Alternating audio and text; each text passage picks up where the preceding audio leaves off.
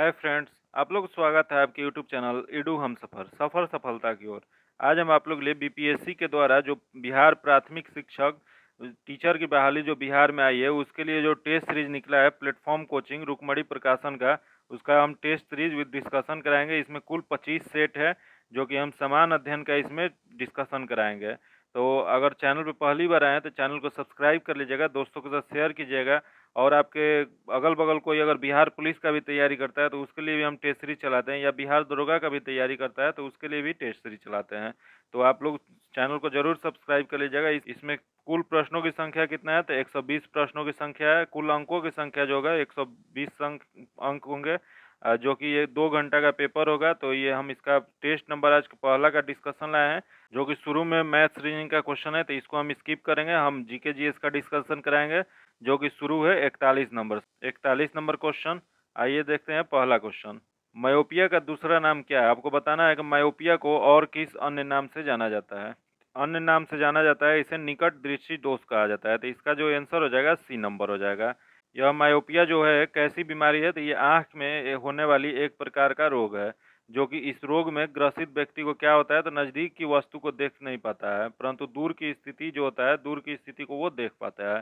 तो इसी को कहते हैं निकट दृष्टि दोष। यह जो होता है मायोपिया में होता है। अगला क्वेश्चन देखते हैं।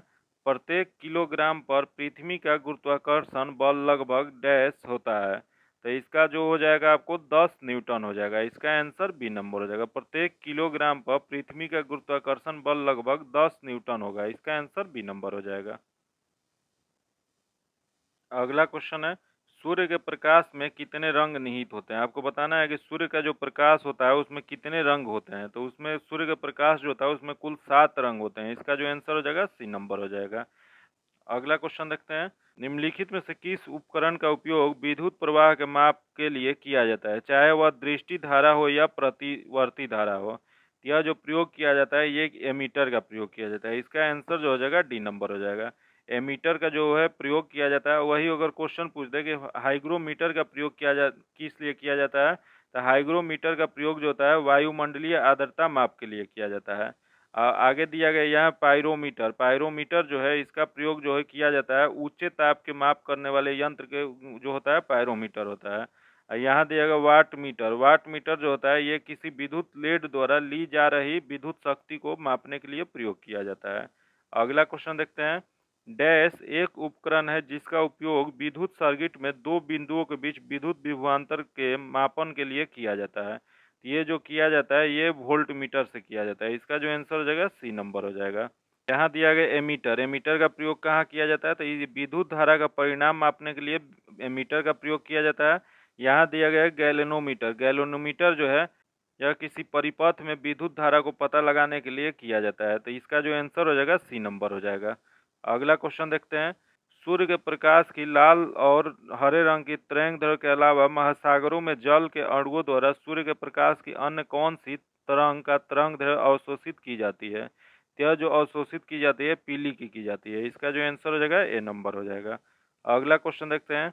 कॉर्निया के पीछे पाए जाने वाले उत्तक के रंगीन वलय को किस नाम से जाना जाता है, जो पुतली के आकार को सुनियोजित करके आंख में प्रवेश करने वाली प्रकाश की मात्रा को नियंत्रित करता है? यह जो नियंत्रित करता है ये आइरिस करता है। इसका जो आंसर हो जाएगा ए नंबर हो जाएगा। अगला क्वेश्चन देखते हैं। कोयले का जलना डैश अभिक्रिया का उदाहरण है। आपको बताना है कोयले का जलना जो है वो किस अभिक्रिया का उदाहरण है। तो यह जो अभिक्रिया है संयोजन अभिक्रिया है। इसका जो आंसर हो जाएगा ए नंबर हो जाएगा।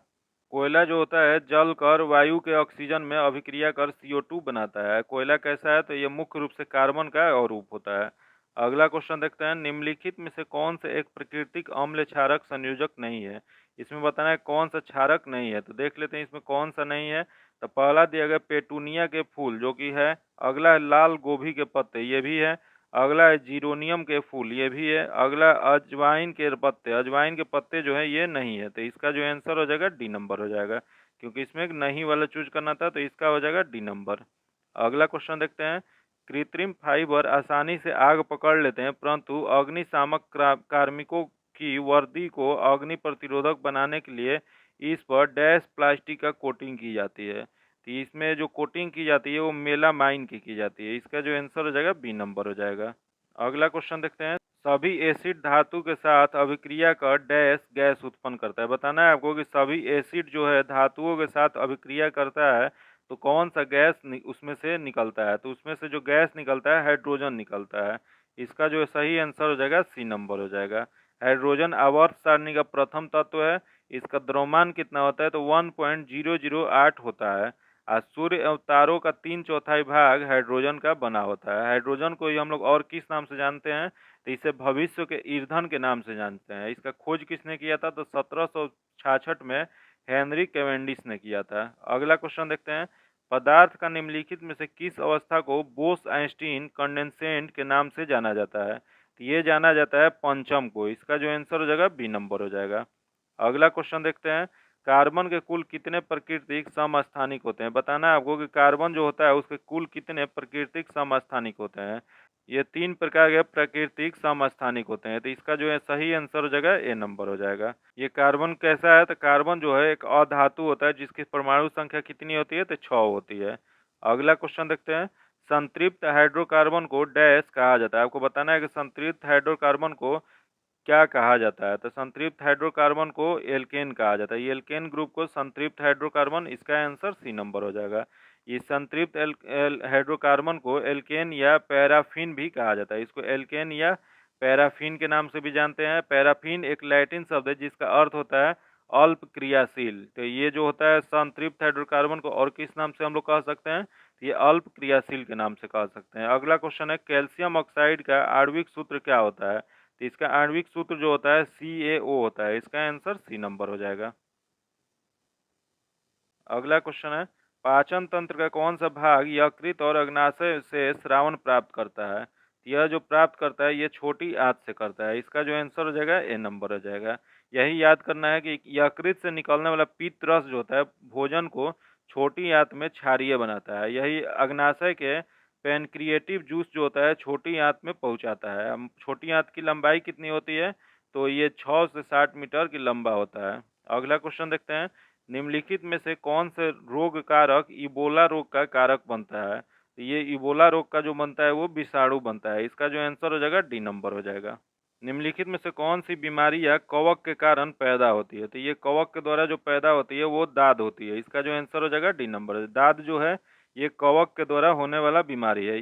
अगला क्वेश्चन देखते हैं, पृथ्वी पर मौजूद वृक्षों का सबसे पुरानी जीवित प्रजाति कौन सी है, तो सबसे पुरानी जो जीवित प्राणी है वो है ब्रिसलकोन पाइन। इसका जो आंसर हो जाएगा ए नंबर हो जाएगा। अगला क्वेश्चन देखते हैं, वह पदार्थ है जिसको अपनी प्रतिरक्षा प्रणाली उसके विरुद्ध एंटीबॉडी का उत्पादन करती है।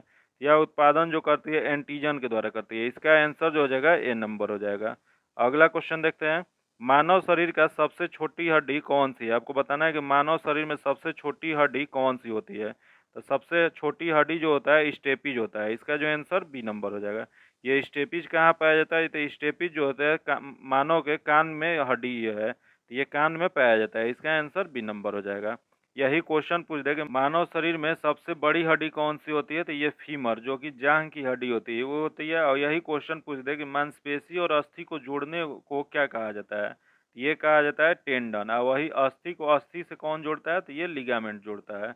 आइए अगला क्वेश्चन देखते हैं, निम्नलिखित में से किस टीम ने इंडियन सुपर लीग 2019-2020 जीता है, तो यह जो जीता है ये ATK फुटबॉल क्लब ने जीता है। इसका जो आंसर हो जाएगा सी नंबर हो जाएगा। अगला क्वेश्चन देखते हैं, अगला क्वेश्चन है, मनुष्य जाति के एक पुरुष को उसके एक शुक्राणु उसके या उसकी डैश से प्राप्त होता है, तो यह जो प्राप्त होता है ये माता से होता है। इसका जो आंसर हो जाएगा बी नंबर हो जाएगा।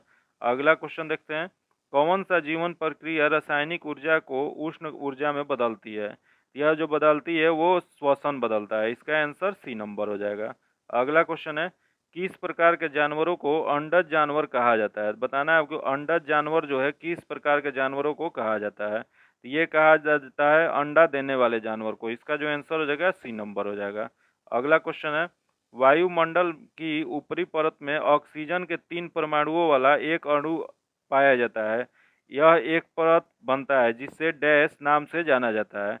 यह जो जाना जाता है ओजोन मंडल कहा जाता है। इसको आंसर जो हो जाएगा डी नंबर हो जाएगा।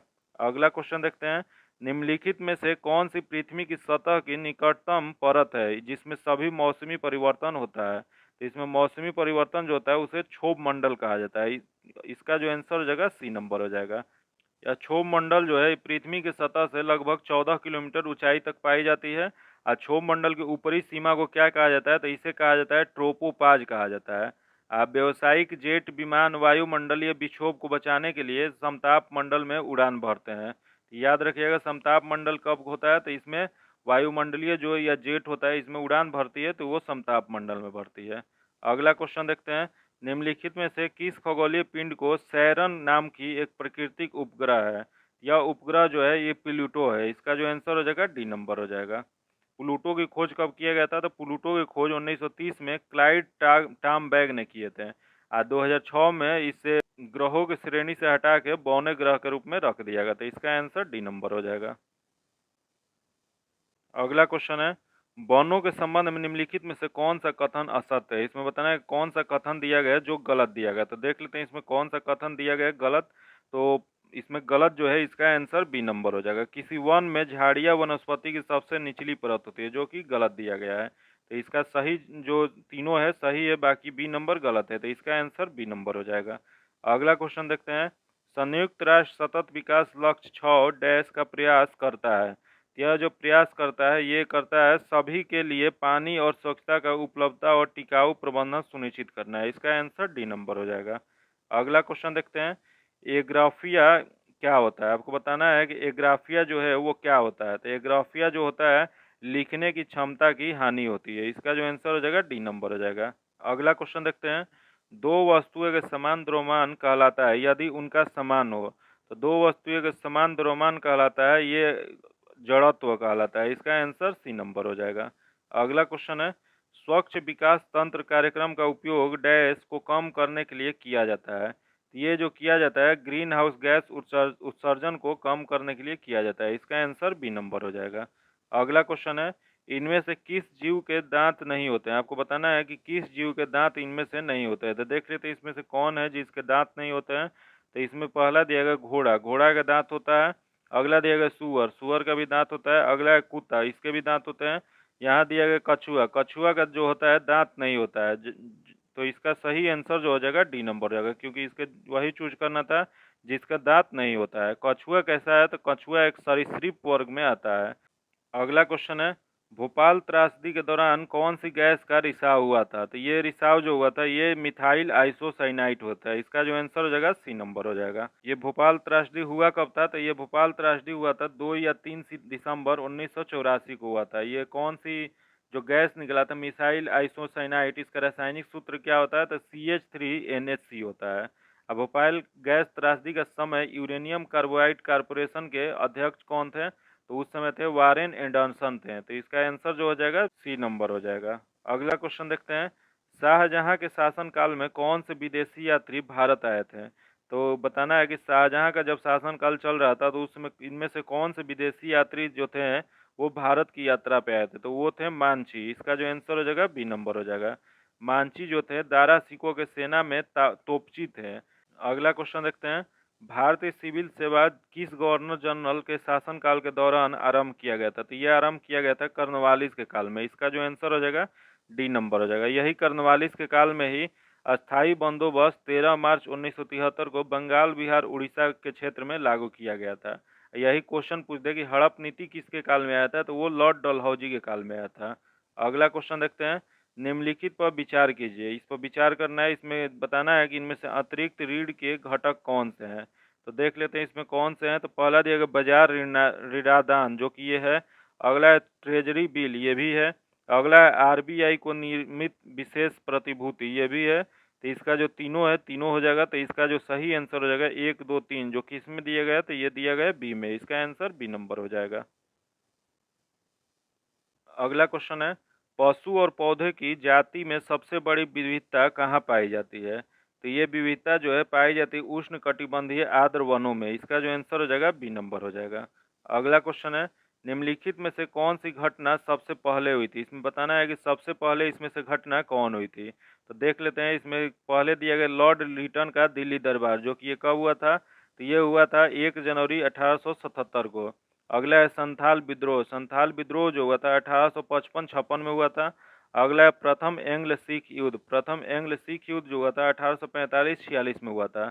अगला है इल्बर्ट बिल विवाद। ये इल्बर्ट बिल विवाद जो हुआ था 1884 में हुआ था। तो इसमें बताना है कि सबसे पहले कौन सी घटना हुई थी। तो सबसे पहले घटना प्रथम एंग्ल सिख युद्ध 45-46-1800 में हुआ था। तो इसका जो आंसर हो जाएगा सी नंबर हो जाएगा।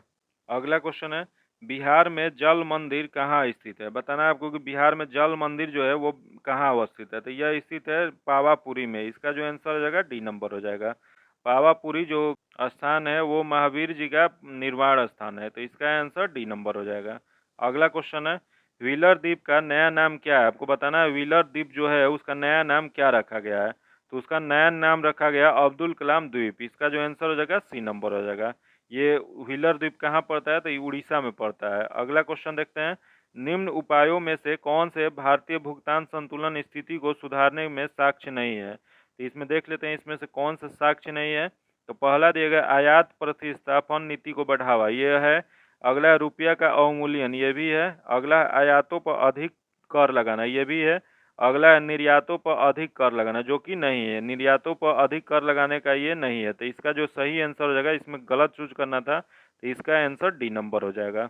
अगला क्वेश्चन देखते हैं सर्वेंट ऑफ इंडिया सोसाइटी के संस्थापक कौन थे।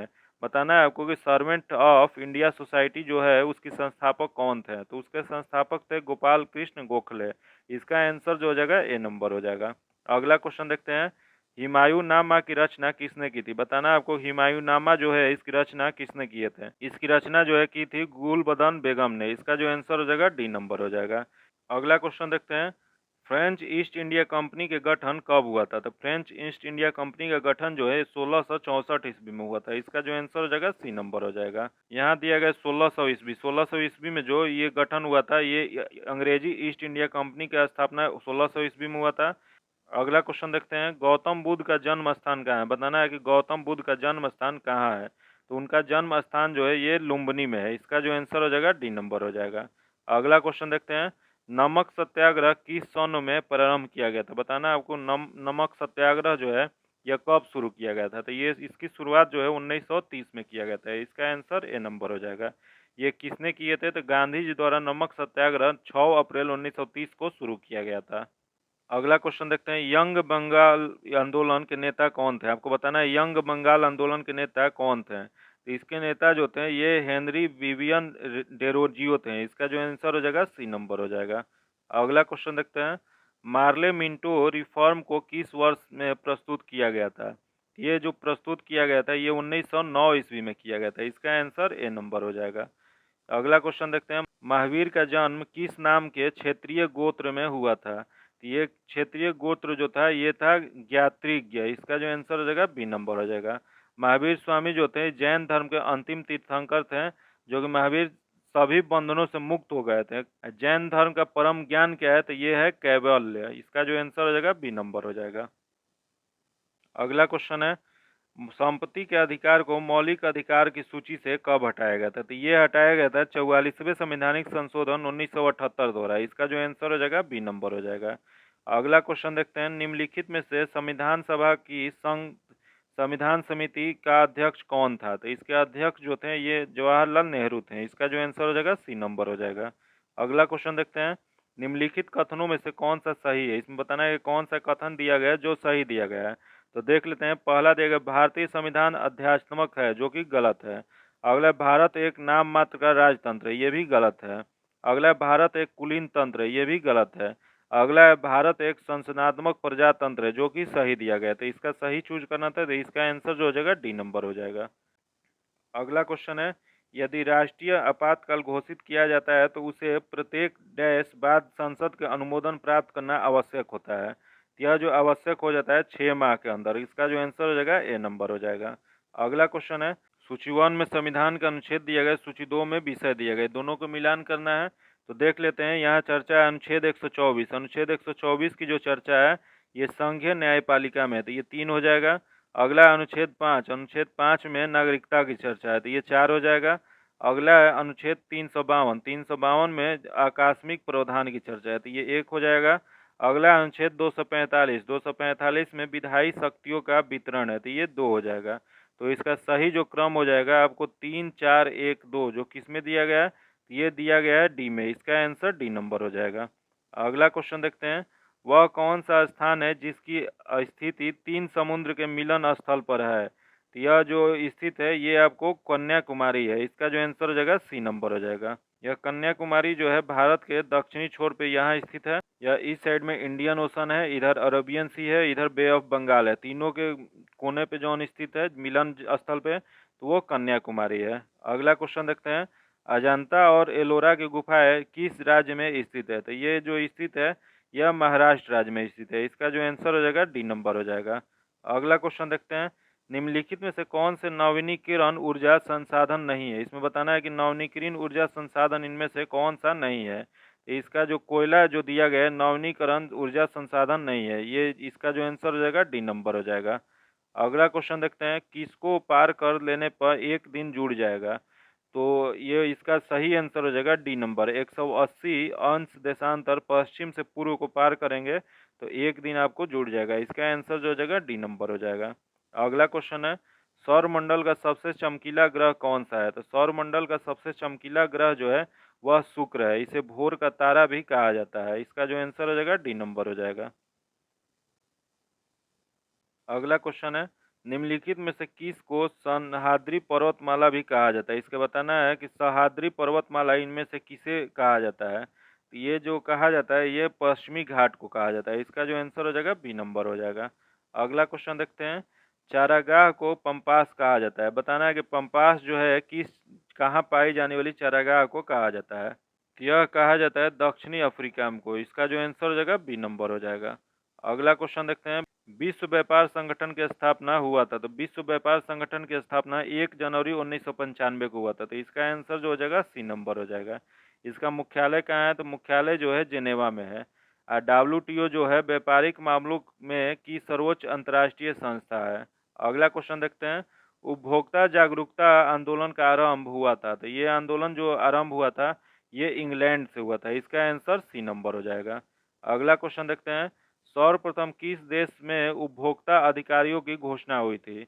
ये उपभोक्ता जो अधिकारियों की घोषणा हुई थी ये अमेरिका में हुआ था। इसका आंसर जो हो जाएगा बी नंबर हो जाएगा। अगला क्वेश्चन देखते हैं, एक अर्थव्यवस्था का सृजन होता है। तो एक अर्थव्यवस्था का सृजन जो है प्राकृतिक संसाधनों में होता है। अगला भौतिकी संसाधनों में, इसमें भी होता है। अगला मानवीय संसाधनों से, इसमें भी होता है। तो इनमें से सभी में होता है। इसका आंसर जो हो जाएगा डी नंबर हो जाएगा। अगला क्वेश्चन है, निम्न में से कौन सी एक आर्थिक वृद्धि की परिचालक है। इसमें बताना है कि आर्थिक वृद्धि के परिचालक इनमें से कौन सा है। तो देख लेते हैं इसमें कौन सा है। तो इसका जो आंसर हो जाएगा बी नंबर हो जाएगा, वास्तविक प्रति व्यक्ति आय में सुस्थिर वृद्धि। इसका आंसर बी नंबर हो जाएगा। अगला क्वेश्चन देखते हैं, अर्थव्यवस्था का मुख्य प्रकार है। बताना है कि अर्थव्यवस्था का मुख्य प्रकार कैसा होता है। तो ये 3 प्रकार के होते हैं। इसका जो आंसर हो जाएगा बी नंबर हो जाएगा। कौन कौन प्रकार होता है। तो प्राथमिक क्षेत्र होता है, द्वितीय क्षेत्र होता है और तृतीय क्षेत्र होता है। प्राथमिक क्षेत्र में कृषि, पशुपालन, मत्स्य पालन ये सब आता है। उसके बाद द्वितीय क्षेत्र में उद्योग धंधे के विनिर्माण क्षेत्र आते हैं। अब वही क्वेश्चन पूछ दे कि तृतीय क्षेत्र में कौन आता है। तो सेवा क्षेत्र या बीमा बैंकिंग जो होता है वो तृतीय क्षेत्र में आता है। यही क्वेश्चन पूछ दे कि विकसित अर्थव्यवस्था किसके क्षेत्र में आते हैं। तो विकसित अर्थव्यवस्था जो होता है तृतीय क्षेत्र के योगदान सर्वाधिक होता है। आगे क्वेश्चन देखते हैं। अगला क्वेश्चन है, अब्रक किस प्रकार की बहुतायत से पाया जाता है।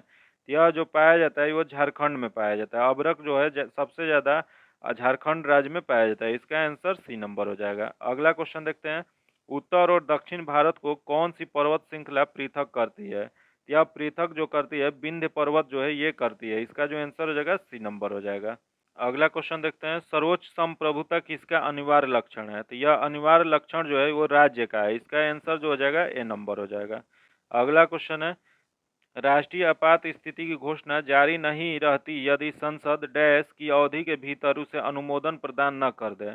यह अनुमोदन इसका जो हो जाएगा 1 मास के अंदर। इसका जो आंसर हो जाएगा ए नंबर हो जाएगा। 1 मास के अंदर अगर अनुमोदन नहीं होगा तो वो राष्ट्रीय आपात स्थिति घोषणा जारी नहीं रहेगी। अगला देखते हैं, अगला मई 2023 में चीन ने किस देश को हराकर प्रतिष्ठित टूर्नामेंट सुदीरमन कप 2023 का किताब जीता है। तो यह किताब जो जीता है ये दक्षिण कोरिया ने जीता है। इसका आंसर ए नंबर हो जाएगा। अगला क्वेश्चन है, 16वां आईपीएल संस्करण का खिताब किस टीम ने जीता है? यह जो खिताब जीता है चेन्नई सुपर किंग्स ने जीता है। इसका जो आंसर हो जाएगा ए नंबर हो जाएगा। अगला क्वेश्चन है, मई 2023 में किसने 27वीं बार माउंट एवरेस्ट फतह किया है? तो यह 27 बार जो फतह किए हैं वो है पसांग दाव शेरपा। इसका जो सही आंसर हो जाएगा सी नंबर हो जाएगा। अगला क्वेश्चन है, मई 2023 में त्रिपुरा टूरिज्म के ब्रांड एम्बेसडर कौन बने हैं? तो टूरिज्म जो ये ब्रांड एम्बेसडर जो बने हैं वो हैं सौरभ गांगुली। इसका जो आंसर हो जाएगा बी नंबर हो जाएगा। अगला क्वेश्चन है, रिफ्लेक्शन नामक पुस्तक के लेखक कौन है? तो इस पुस्तक के लेखक जो है नारायण वाघुल है। इसका जो आंसर हो जाएगा ए नंबर हो जाएगा। अगला क्वेश्चन देखते हैं, कांस फिल्म फेस्टिवल 2023 में पाल्म डी और अवार्ड विजेता फिल्म एनाटॉमी ऑफ एक फॉल के निर्देशक कौन है? तो इसके निर्देशक जो हैं जस्टिन टायर हैं। इसका जो आंसर हो जाएगा बी नंबर हो जाएगा। अगला क्वेश्चन है, विश्व तंबाकू निषेध दिवस 2023 कब मनाया गया था? यह जो मनाया गया था ये मनाया गया था 31 मई को। इसका जो आंसर हो जाएगा सी नंबर हो जाएगा। अगर अभी तक आप सब्सक्राइब नहीं किए तो सब्सक्राइब कर लीजिए। बगल में बेल आइकन है जिसको दबा लीजिएगा। उससे क्या होगा कि आपको नोटिफिकेशन प्राप्त होगा। वीडियो को लाइक कीजिएगा, दोस्तों के साथ शेयर कीजिएगा। फिर मिलते हैं आपसे अगले वीडियो में, तब तक के लिए धन्यवाद। जय हिंद।